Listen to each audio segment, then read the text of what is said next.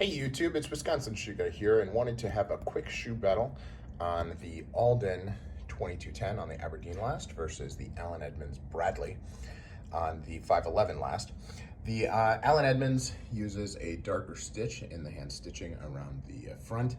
You can see from a quality perspective, it's pretty good. Have no complaints there. The machine stitching along the outside here, all very good. And through and through. On the Alden, they have a contrast stitch. You can see it's noticeably darker in color. There is this stitch here across the top of the vamp right at the split toe right here.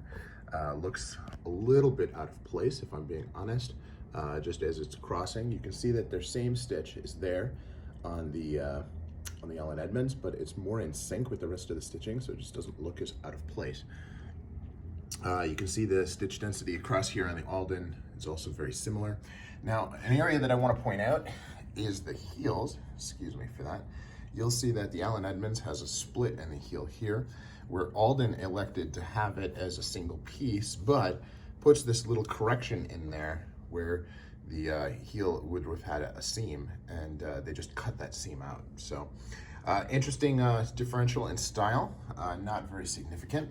Alden's heel block here, this is a 270-degree welt, where Allen Edmonds is a 360-degree welt. So you can see that they're stitching all the way around there for the welt.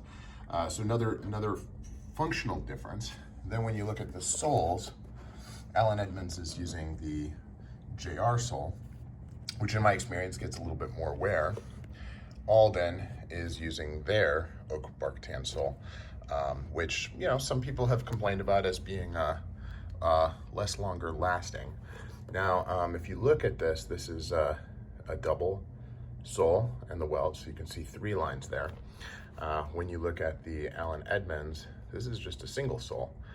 It's about, if I look at this, it's a little bit thicker, but obviously the 2 soles are about the same width, maybe a little bit thicker than the single sole on the Allen Edmonds. Now, that means the single sole will wear better than the 2 thin soles. So again, another reason why I think the Allen Edmonds sole will last longer. So this is Wisconsin Shoe Guy, and these are both what I consider to be worth the price. This price is Allen Edmonds is $695 versus a $780 for the Alden. But you know, they're good shoes, well made, and both made out of shell cordovan, which is rare.